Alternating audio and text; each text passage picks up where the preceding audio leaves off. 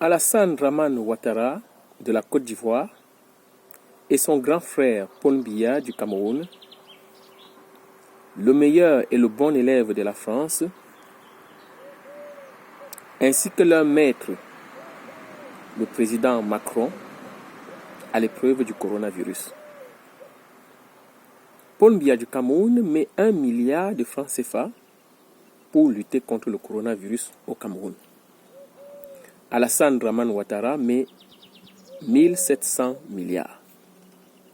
Pendant ce temps, leur maître, Emmanuel Macron, met plus de 5000 milliards de francs CFA pour lutter contre le même virus. J'essaie de mettre tous les chiffres en francs CFA pour que vous puissiez bien comprendre la disproportionnalité des chiffres. Et pourtant, le coronavirus est là pour dire je ne fais pas de distinction entre les êtres humains. Je frappe partout pareil. La différence sera justement dans les méthodes que les uns et les autres vont prendre pour pouvoir limiter, n'est-ce pas, la propagation du virus. Je prends cet exemple de la Côte d'Ivoire et du Cameroun expressément. J'aurais pu parler de n'importe quel autre pays d'Afrique. Parce que ce dont il est question ici, c'est la dignité du peuple africain tout entier.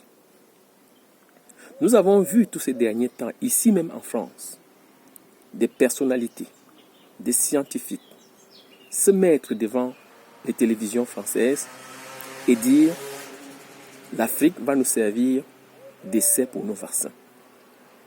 Non, la France. Non, président Emmanuel Macron. L'Afrique n'est pas un laboratoire.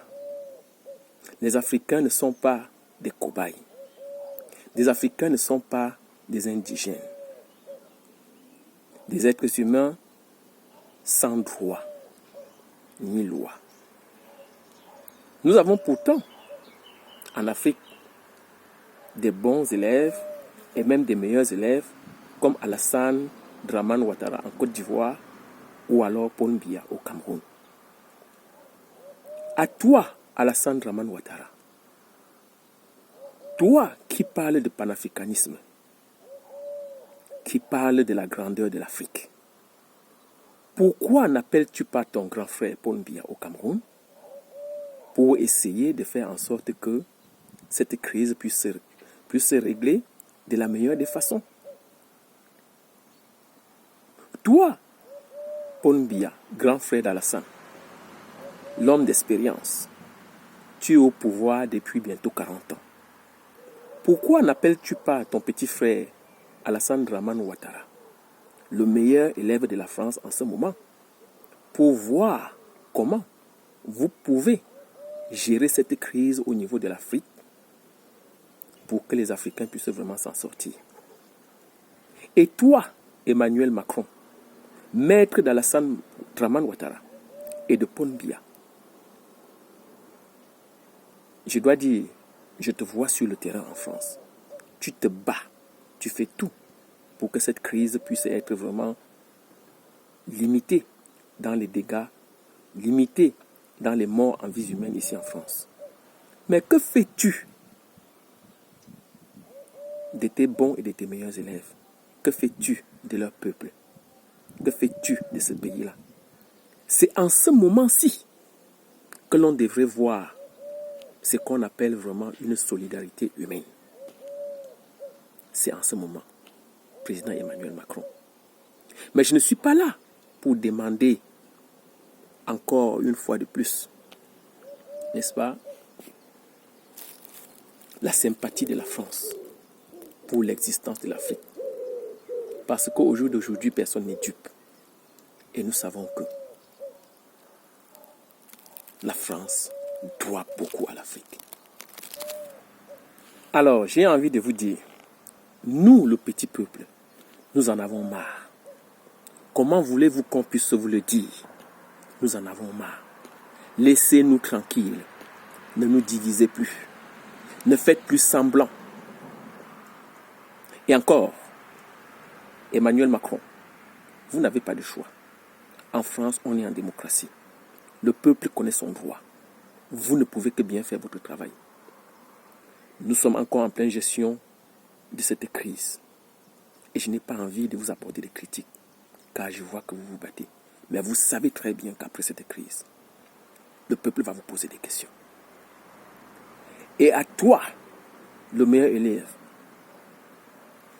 Alassane Dramane Ouattara, ou le bon élève, Paul Biya, je vous dis ceci, arrêtez de nous diviser. Arrêtez de diviser les Africains. Les Africains sont mûrs, ils sont dignes. Oui. Cette crise a permis encore à ceux qui ne comprenaient pas ou qui hésitaient que maintenant nous allons prendre notre destin en main. Oui, nous allons prendre notre destin en main. Parce que le destin se prend déjà par la tête. Et dans nos têtes actuellement, nous avons bien compris que nous n'allons plus nous laisser manipuler. Que nous n'allons plus laisser personne nous diviser. Nous, les Camerounais et les Ivoiriens, on est le même peuple. Nous, les peuples d'Afrique, on est les mêmes peuples.